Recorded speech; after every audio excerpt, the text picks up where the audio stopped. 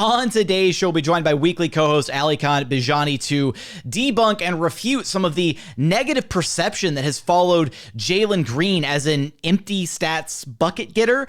We'll also focus on the Houston Rockets' new offensive identity and just how involved or not involved Alperen Sengun was in the Rockets' third preseason game against the Miami Heat, and how the Rockets can maximize the potential of all three of Jalen Green, Kevin Porter Jr., and Alperen Sengun. All of that and more coming up right here at Locked On Rockets.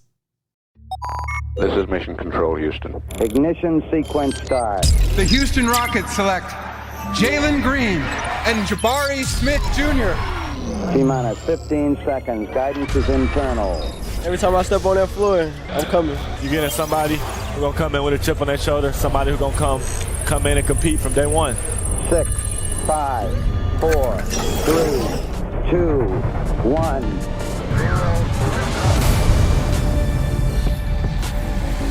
What's up, and welcome to another edition of Locked On Rockets, your daily podcast home for everything Houston Rockets basketball. As always, I'm your host, Jackson Gatlin, native Houstonian, a credentialed media member. I'm also the host of Locked On NBA Mondays, host of the State of the Rockets podcast, as well as Rockets Watch. Be sure to follow along on Twitter at JT Gatlin, and the show, of course, at Locked On Rockets, where you're free and available on all podcast platforms, as well as YouTube. Now, today's episode is brought to you by Prize Picks. First-time users can receive a 100% instant deposit match up to $100 with promo code Locked On. That's prizepicks.com, promo code Locked On. Joining us now is our weekly co-host, Alykhan Bijani, the X's and O's man himself. You can follow on Twitter at Rockets_Insider. And we're going to dive into a variety of topics today. The big one kind of being how the Rockets are currently utilizing Alperen Sengun in their offensive sets, because that seems to be one of the big talking points amongst Rockets fans after the third preseason game, where we saw Alperen Sengun really kind of struggle, probably one of his worst performances in a Rockets jersey, despite the fact that Jalen Green and Kevin Porter Jr. both found a lot of offensive success. So we're going to kind of pick apart some of the things that we noticed and picked up on from that game, as well as what the Rockets are actually trying to achieve with their offense moving forward. But Alykhan, the place that we have to start in today's episode, we're not going to spend a lot of time on this because I don't want to spend a lot of time on this. But some of my cohorts, my colleagues from over at Locked On NBA, had some takes about Jalen Green.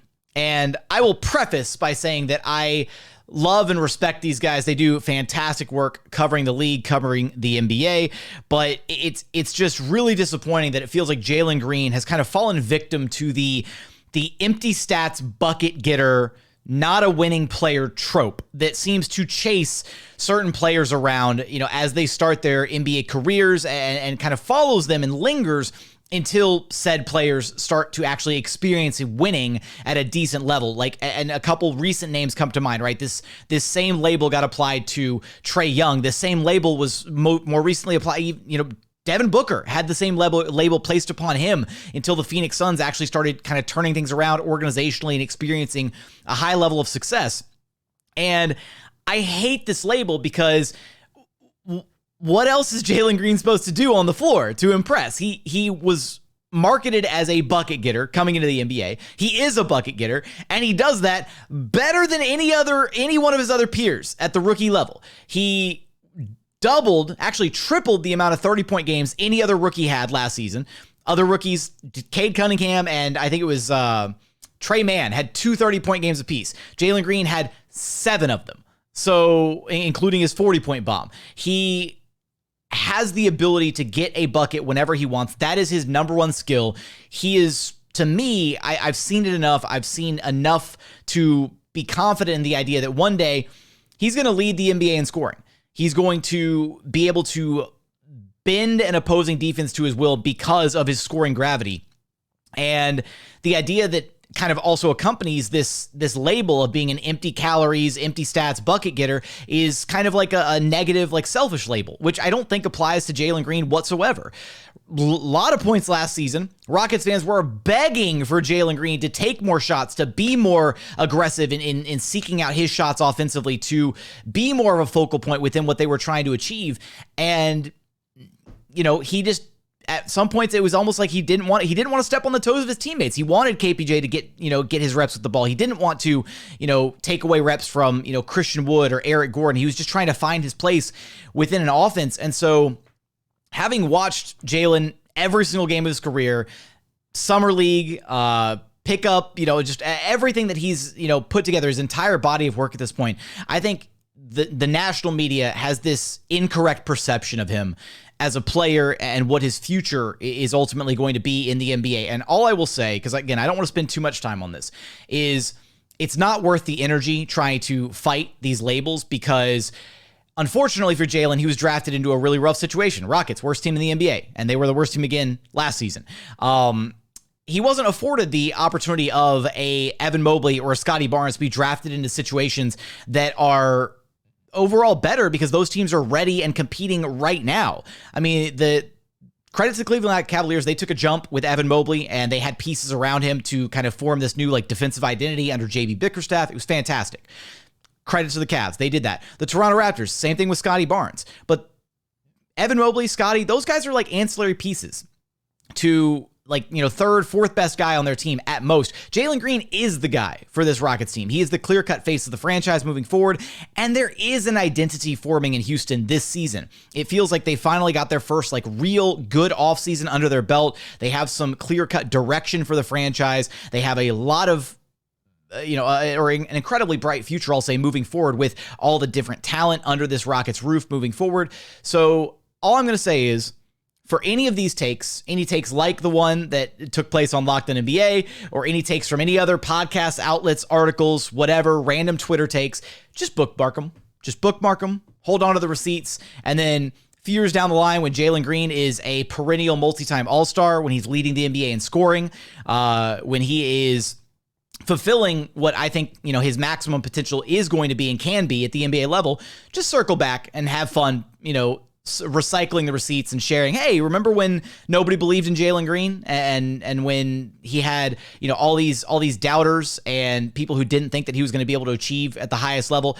That's what I'm going to do, and that's what I suggest you do too, because it's not worth the energy or the hassle trying to debunk some of these claims, at least at this point.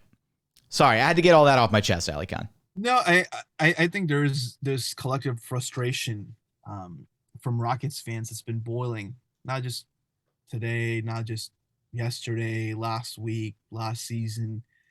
It's the frustration that they don't feel like their team is respected, and they don't feel like they're covered properly. And there's examples that Rockets fans will bring up on various outlets about why they feel that to be the case. And I think, Jackson, you're trying your best to be a voice of reason for them and explain kind of what's going on and just how to be able to handle the conversations that are being had. It's important. It's important whenever you are doing, whenever you're talking about players, coaches, whatever, right? National, local, we got to do, all of us collectively, right? People who have a platform to speak, we got to do a good job of making sure that we're doing our proper research. We're able to talk, we're able to ask questions. Jackson, I'm always quick to tell you, if I don't know a topic enough for us to talk about on the show, then simply we wait till the following week, or we do some more research, or we ask questions, right? And this is not a comment to what happened today or yesterday or recently, right? We're talking about, we're Locked On NBA. I'm just referring this to overall to our listeners that, as you all, when you're researching your favorite basketball team, or even us in this position where we have a platform to speak about the Rockets or other teams and other players as well, we have to do a good job of making sure we're reading information, we're comprehending it, we're digesting it, and then putting it out there for you to be able to hear and take in.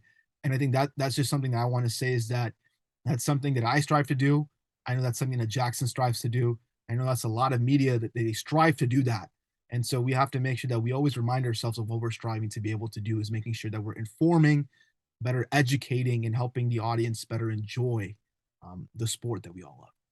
And it is important to note, before we move on to the other topics that we have lined up for this show, I mean, at the end of the day, we all strive to do our best, and maybe it was, a take that was maybe a bit more uninformed, maybe a little bit off base here and there, whatever direction, however you want to paint it. But I do think it's important to note that there was more context to that conversation, more than just the 70-second, 80-second soundbite that started circulating on Twitter. And even, again, this garnered enough attention and quickly enough that even Jalen Green went out on Twitter and, decided to air his frustrations about, the kind of this perception that seemingly has, kind of followed him. And again, all I can say is that I've watched Jalen Green play enough basketball to know that, he wants to win at the highest level. He has an insane work ethic. He cares a great deal about his teammates. He cares a great deal about wanting to win. And this negative perception of him as a player, of selfishness, of whatever, of not getting his teammates involved, it doesn't exist. It's not real. And the idea that, he may one day be coming off the bench because because all he does is get buckets right now. Like, again, that's what he is. He is a shooting guard. It is literally in his job title to go get buckets. And he does that at an elite level. And hopefully he continues to do that at an elite level and kind of get rid of some of the negative perception surrounding him and also subsequently surrounding the Houston Rockets. And here's the thing. One last point, Jackson, for me. When we're talking about Jalen overall, okay? Jalen, we know how good he is scoring wise, and he's improved. I mean, if you're watching the last 3 preseason games, right, just watch how well he's dribbling the basketball, how tighter his handle is, how he's maneuvering around screens and space. He's trying to become a 3-level scorer. That's one of his goals, one of his objectives for the team. And then when you're looking at him defensively, he started off poorly. I think it's safe to say he started off poorly last season. He struggled trying to figure out how to be able to play against, NBA body types and NBA offensive schemes. And now then towards the end of last season, there was an upward trend. And you can look at that from a statistical perspective. You can look at that from a film perspective. He played better. And I think you're seeing that a little bit now. There are moments. He's a second-year player. There are moments. It's not good. There are moments where it's like, man, this kid has something that if he can put together, he can go from there. Jalen Green is still an unknown. But I think one thing that is known about Jalen Green is that his ceiling is so exponentially high that I think the sky's the limit for him. And you can't blame Rockets fans for being as excited as they are about his potential and what they're seeing now and the opportunities for him to be able to go there. I don't think we can label him anything right now. I think right now we just have to be able to focus on his development, his growth, and just enjoy the journey for what he's about to start and go on. Absolutely. Couldn't agree more. Coming up, we're going to talk about some of the, possible issues maybe facing this Houston Rockets team, how they're trying to cultivate their new offensive identity with the 4-out, 1-in scheme, and how those things are looking so far for Jalen Green, for Kevin Porter Jr., and namely Alperen Sengun, who's kind of the, a very important piece of what the Rockets are trying to achieve offensively. We're going to get there after a quick message from our friends over at Prize Picks. Next game, I'm taking Jalen Green to score more than 21.5 points. I'll take, we'll say Tari Eason to grab down more than 8.5 rebounds. How about Kevin Porter Jr. to have more than 7.5 assists? And hopefully with Jabari Smith Jr. returning to the lineup, maybe we'll see against the Indiana Pacers, I would have him, let's say more than 3.5 three-pointers made. So how does Prize Picks work, right? What is Prize Picks? Basically, you pick 2 to 5 players, and if they go over their projections, be it points, rebounds, assists, what have you, you can win up to 10 times back on any entry that you select. No competing against other people. It's just you versus the projections available. Prize Picks offers projections on every single sport that you consume. That includes NBA, NFL, MLB, NHL, you name it, they've got it over at Prize Picks. Entries can be made in 60 seconds or less. It is that simple and easy. Download the Prize Picks app or go to prizepicks.com to sign up and play daily fantasy sports. First-time users can receive a 100% instant deposit match up to $100 with promo code LOCKED ON. If you deposit $100, PrizePicks will give you $100. So don't forget to enter promo code LOCKED ON at sign up for an instant deposit match up to $100. And continuing on here at Locked On Rockets, your daily podcast home for everything Houston Rockets basketball. Now, Alykhan, kind of one of the, to me, I think even a bigger storyline potentially than Jalen Green and Kevin Porter Jr. and their offensive success against the Miami Heat was the lack of success from Alperen Sengun, who had one of, if not potentially his worst game as a Houston Rocket. And again, the big question in my mind and a lot of other people's is I don't necessarily think that his inability to produce in this game was his fault. It really felt like the Rockets got away from largely what led to a lot of his success in the first preseason game. Obviously, he missed the second game against the Toronto Raptors, so we have a very small sample size to draw from, but it really felt like in this game, they iced him out offensively. It felt like he didn't really get the ball in spots to play his game. It felt like they basically just utilized him as a screen and roll big, which is not his skill set. That's not what he's good at as a player on the floor. And at that point, if you're not going to utilize LP for him, or in ways for him to be successful, if you're not going to utilize his passing, if you're not going to utilize his ability to post up and, kind of suck in a defense that way, then you're better off served just putting somebody else in that role like Bruno or Garuba, because Alp's not giving you a lot of production defensively. That's not where he's able to hang his hat as a player. His best skill is his passing and his playmaking and his vision and his ability to create for others. And it felt like they just completely got away from what makes him a special player in the game against the Miami Heat. There was a possession I want to highlight. I think it was either 11:04, 10:04, 10:08. It was somewhere in the first 2 minutes of the game. You can go back and watch it. So Sengun didn't get the rebound, but there was gang rebounding going on. There was around a group of 4 of them collapsing and getting the rebound, right? And so Sengun held box out, didn't get it, but since he didn't get the basketball, it was either Jalen or Jae'Sean. Alp just ran. He ran down the middle of the court. He tried to, put some pressure on the defense. First thing he does, Dedmon picks him up. So first thing he does is try to establish post position. So he sprinted, attempted to post up. Dedmon then pushed him away from the paint. So then when that happened, Jalen was like, okay. Jalen was setting him up. He was about to throw that bounce pass to Sengun on the left block to be able to get him some space to operate. And everybody was lined up around the perimeter. But when Dedmon pushed him out of the paint and he didn't have good position, Jalen kept the ball, went back towards the middle. That's when Sengun then dropped and went back towards the dunker spot. And then what happened was Jalen and Jae'Sean initiated a dribble handoff. Jalen, obviously, with this quick first step, we talk about it all the time. Defenses will always slide over or step up. Because Alp was at the dunker spot, he got the basket. He got the ball on the pass, went for a layup. But if he didn't want to, if that second help defender from the corner had crashed in, Alp had a wide open pass. And knowing Alp, he can make the pass anywhere he wants. I'm bringing this play up, Jackson, because right now, when you have Kevin Porter Jr. and Jalen Green getting the basketball going in transition and pushing the pace, those are the types of plays that Alp needs to be able to be effective in. It's not pick and roll per se. It's just him playing off of 2 of their premier guards, right? Now, and the way I want to describe this to our listeners is that just imagine Alperen Sengun as an offensive hub. We talked about this last week on our show. Imagine as an offensive hub, but more of a hub when he is playing not in transition versus playing in the half court. When they're in transition, they're trying to put pressure. So Alp is not just going to be Alp. He's not going to be that, oh, this is the main guy, facilitator, ball mover, all that thing. He's going to be a part of that 5, the player on the court trying to get and put pressure on the defense. But when the initial transition play or action is taken away, that's where Alp can shine. He gets the ball and he's touching it. If you go at Synergy, for those who have access, you'll see Alp doesn't really have a lot of play types that are designated to him as if he was the main person in that play. But if you watch the entire possession, each game, you watch the possession, Alp always touches the ball or he's always involved.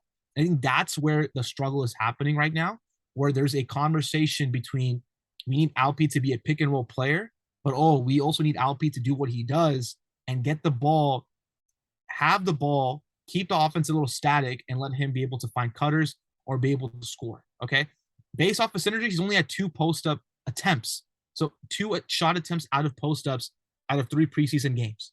But he's still, if you go back and watch the film, he's had a lot more than that because he's touching the ball and he's helping him move around.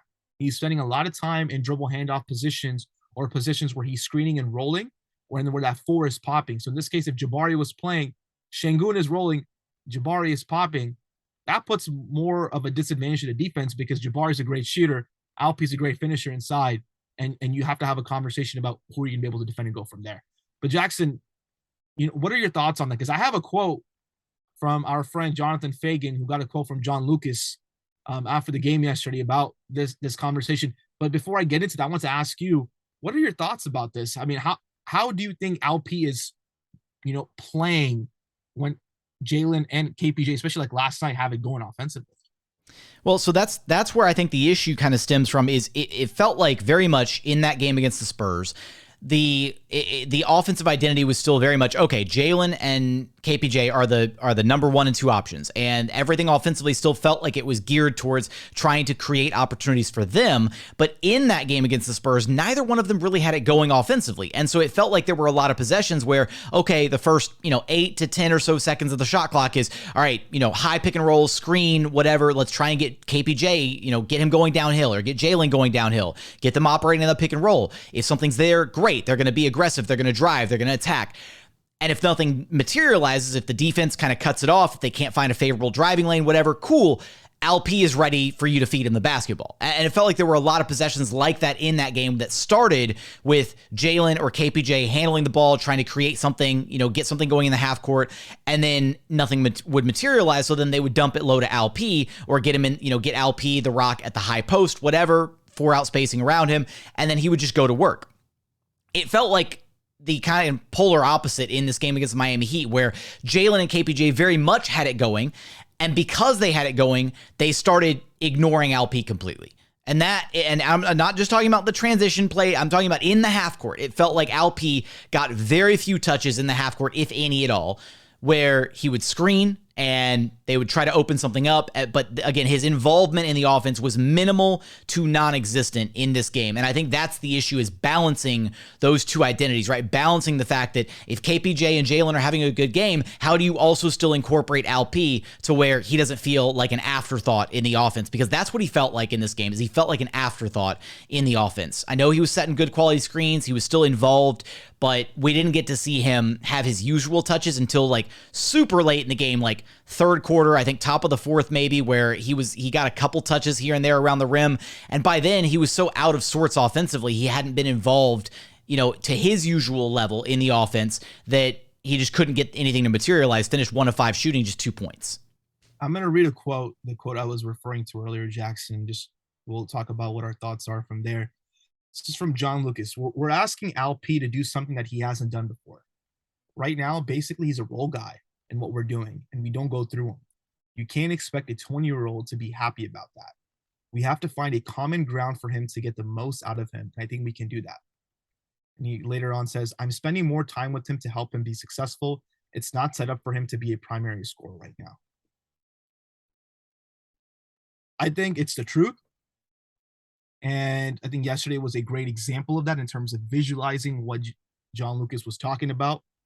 But I'm optimistic. I think it can work. If we look at the Spurs game, if we look at yesterday's game, it's only 2 games where LP has played.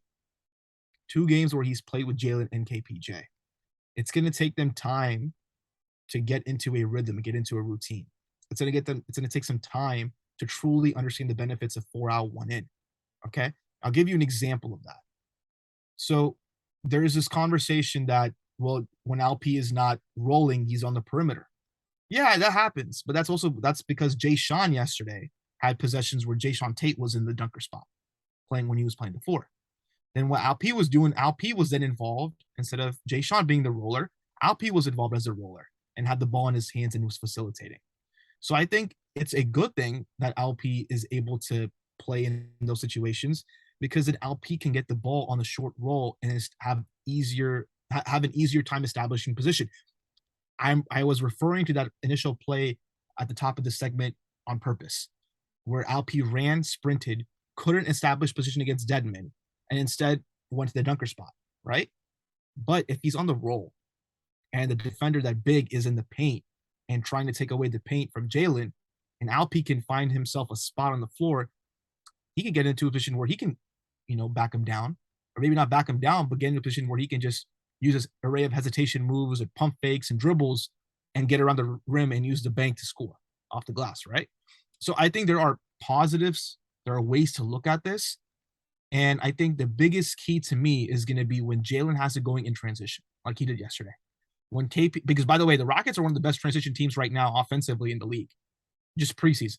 So when Jalen has it going, KPJ has it going, and you're scoring as much as transition, what do you do to establish a rhythm for Alperen Sengun? Jackson, you and I have talked about this, but I think the next segment, we should kind of go into deeper about what the solutions could be. Absolutely. We're going to talk about how you can maximize Alperen Sengun, as well as Kevin Porter Jr., Jalen Green, and the other, pieces on this Houston Rockets roster. We're going to get there in just one moment. And final segment here at Locked On Rockets, your daily podcast home for everything Houston Rockets basketball. Now, we kind of laid the framework there for some of the problems that this Rockets team is facing by balancing three guys who are arguably at their best, not even arguably, they are at their best with the ball in their hands. And that's Jalen Green, Kevin Porter Jr., and Alperen Sengun. And I definitely think that the Miami Heat game was an example of, all right, Jalen, KPJ, they've got it going, but how do you then also still get Alperen Sengun the touches that he deserves and needs? Because he has shown enough. I think there's enough evidence to be confident in what Alp can achieve when he does have the basketball in his hands, when he can play, his game, quote unquote. So to me, Alykhan, one of the most clear-cut ways to achieve that is if you do have Alp still in the starting lineup, and if you see a game where the pace is favoring Jalen and KPJ, where they're able to get out in transition, where they're able to pick apart a defense the way that they were against the Heat, then maybe it would be best served to have like an early substitution for Alp, where you put in a big who is able to kind of further do the things that you're trying to get Alp to do, right? Which is be a good screening presence, be a screen and roll big, but you sub in a guy like Bruno, right? Who is that is his role. And so then you bring back Alp later in the game when you do let Jalen and KPJ hit the bench for the first go around, right? You bring Alp back and you let him coordinate and quarterback and run that second unit where everything is running through him, where he is that focal point, where he's getting those adequate touches, similar to the role that we kind of saw him operate in last year where he was coming off the bench, but you kind of have to wait and judge and see how the game plan looks, right? Because against the Spurs, it worked out well. Alp got his touches. Kevin Porter Jr. and Jalen Green were kind of struggling a little bit offensively. And so a lot more of the offense felt like it was flowing through Alp in that game. Whereas, again, they were hot against the Heat. And what you don't want to have happen is you don't want Alp to get iced out of the offense. And I think that is going to be the line that they're kind of towing as the season goes along is how do you balance those three guys and make sure that they can all three be at their best. And one of the other answers is to stagger Jalen Green and Kevin Porter Jr. And we haven't seen that happen yet. So, I don't know. How do you feel about the idea of Alp kind of running that second unit? Because I think it would have also alleviated some of the issues that we saw in that second unit against the Miami Heat, because it felt like there was no clear direction with that second unit. It felt like they were distinctly lacking a playmaker to make things happen for that group that was on the floor. Yeah, especially with Jae'Sean not playing, right? You didn't really have a lead ball handler that you can trust to be able to consistently get you some possessions or half-court looks. I'm all in. I mean, I spent that entire time for our listeners on podcast. I was just pointing at Jackson. I was like, go, man, go. You got this. You speaking the truth, because Jackson is right. You got to get Alperen Sengun going with that second unit. I think it's the best way to be able to maximize his ability to hold control in the half court, play the way the Rockets want to play, and allow yourselves a bench unit that can have plus defenders and solid shooters to play around Sengun. Because your starting lineup is going to have Kevin Porter Jr. and Jalen Green, both guys who will push the pace early in transition.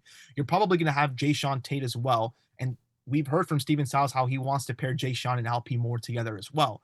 So let's say Jabari is starting, Jae'Sean is not, then you also solve that problem of having Jae'Sean and Alp play together, right? Because then that puts the opposing 5-man in a bind. I am positive for multiple reasons. First and foremost, go back and watch the first play of the game. It was a play where Alp set up a little down screen. Jalen was coming off of it, but the design itself is important there. Alp set the screen, but then he was going to slip and establish position. Jalen just had a favorable matchup. You see what I mean? So I think the Rockets can and are showing that they can make it work, but it has to be more consistent. And that consistency takes time. It's only the second preseason game that Alp has played. It's the only second time where KPJ, Jalen, and Alp have played together. You're still learning the lineups. You're still learning who's going to be in your rotation. I'm not pressing the panic button, but I think what Coach John Lucas was saying is right. They have to slowly get better at learning what that balance is going to be. I don't think it's an overreaction where you're saying that, oh, Alp can't be successful here. I think he can and he will be. The Rockets have implemented different sets into their offense out of 4 out and 1 in, where Alpi will have the ball at different parts of the floor, high post and low post. You will see that as the season goes along. This is not something that's like Steven Silas did not think about. He knows how well Alpi can play, especially as a passer. He's going to use that. But I think it's also important to acknowledge the way KPJ and Jalen put pressure on the defense. That release valve is better suited for a vertical spacing threat. And so sometimes Alpi can get that dump off and he can do things. And Alpi can go vertical too if he needs to. But I think what Jackson, what you're saying is right. It's an optimal situation where you can play Alpi, then bring him in where he can take over and have a vertical spacing threat for Jalen and KPJ to be able to dump off to. And we've seen that. You saw that so much in the Miami game, not just to Bruno, but to KJ Martin, to Jae'Sean. KPJ did an excellent job of, maneuvering, using his space, playing at his speed, and getting the ball without touching the floor. When you throw a bounce pass in the paint area, sometimes it's not going to get into the hands. It's going to be a turnover. But if you go back and watch, people have posted these clips. Go on YouTube, go on Twitter. Watch the clips of KPJ throwing these passes. It's getting into the hands of these guys who can go up and throw them a lob or can dunk it down with a dunk. And so what I'm trying to say is you can do both. You can have an optimal situation for your ball handlers and LP. I just think it's going to take a little time for this coaching staff to be able to see, based off their rotation, who is good in what situation, how many minutes, and things like that. Guys, our Locked On amazing listeners, it's only 2 preseason games where Alperen Sengun has played. Let's relax. Let's give it some more time. I promise you, in 2 weeks, I don't like being that I told you so guy. I really don't. But in 2 weeks, I will probably come on here and tell you I told you so about the fact that we're seeing Alperen Sengun have specific plays designed for him in the offense, because I've personally seen it already. Alykhan, I told you so Bijani, his new nickname for the show. No, and I think too, the other variable that is missing in all of this, right, is Jabari Smith Jr. You mentioned it and alluded to it a little bit earlier on in the show, but his absence it definitely hurts the Rockets on both ends of the floor, right? They don't get the defensive looks. They don't get to see just how well he kind of covers some things for the Rockets defense when he's on the floor. And then offensively, his ability to space the floor, his ability to pick and pop, his ability to move without the basketball. I mean, we saw Alperen Sengun find him twice in the Spurs game for easy buckets in the paint, right? It wasn't even he was finding him for threes out on the perimeter, which is what I thought was going to be a big part of the Rockets offense. Is just, Jabari's going to space the floor. He's going to be a lethal three-point threat. Alpi's going to be able to get to some of his actions, get to some of his spots on the floor on the interior offensively, and be able to kick it out to these guys, kick it out to KPJ, kick it out to Jabari, kick it out to EG, whatever. We haven't quite seen that version of this team yet because Eric Gordon has been missing back-to-back games now. Jabari's been missing back-to-back games now. We're optimistic that he's going to be able to play, and Coach Lucas was optimistic that he'll be good to go and be able to play the final preseason game against the Pacers, and hopefully we'll get a better look again at what that front court looks like, because we were all really excited about what things looked like after that Spurs game with those two guys sharing a healthy amount of minutes on the floor with one another. So that's an important thing to consider too when you're looking at kind of the domino effect of some of the struggles the second unit was facing, and you're missing guys like Jae'Sean, you're missing guys like Eric Gordon and Jabari Smith Jr. who would be in the starting lineup, and then because those guys are missing out of the starting lineup, you're injecting guys like KJ Martin, like Jae'Sean who have played well in the preseason into the starting lineup. Hopefully everything works out well with Jae'Sean. Hopefully the ankle sprain is nothing serious, or the ankle soreness, I think is what they actually officially listed it as.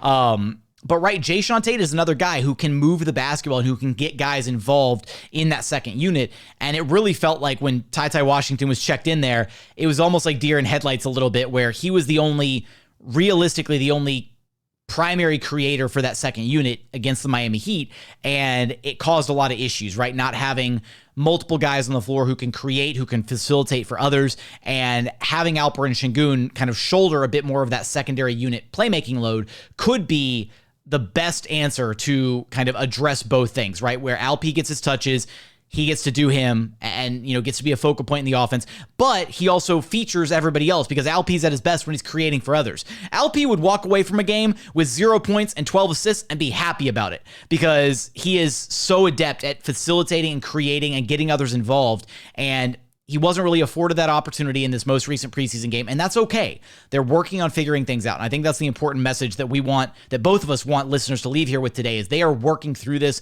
They're trying to figure out, they understand what they have with Alp and how to make him successful. Yeah, I think you hit the nail on the head, man. I really just want Rockets fans to pay attention to, especially if Alp and Jabari play together. How will they play off each other? The situations where Alp's in the corner or in the dunker spot, or when Jabari is in the corner of the dunker spot and Alp has the ball. Alp, if you go back and watch the tape again from the Spurs game, all right? It may not have been the best defensive performance by San Antonio, but just the offensive principles that the Rockets ran with Jalen and KPJ and just kind of playing off of speedy guard play and then having Alp go, that balance between transition and half court and using Alp to facilitate. Yeah, we didn't see that a lot, but I think it's a tug or pull that they're learning. 3 of those guys who like to have the ball in their hands are going to learn from each other. In what situations can this guy help me be successful? And I think it'll all be fine. We just got to relax.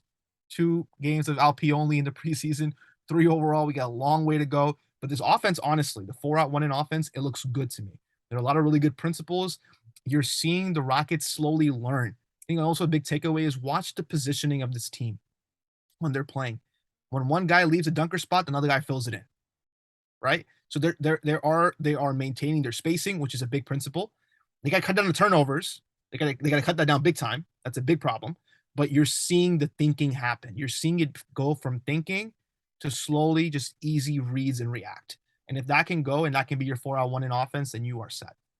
Yeah, the spacing was such a focal point throughout training camp and throughout, this early part of preseason. Obviously, the Rockets, taping up the court, just all over the place, trying to make sure guys understand where to be, how to rotate, what spots to fill. Steven Silas spoke at length about that, kind of understanding, where certain guys need to be depending on how the previous possession ends, right? If it's, if you're getting out in transition off of like a missed 3, then be here. If you're getting out in transition off of an isolation play, be here. Trying to, understand where guys need to be, how they fill their spots offensively. And it does, bode well that these guys have been able to at least kind of adhere to some of those principles, especially in the absence of Steven Silas, right? Hopefully he'll be back with the team soon.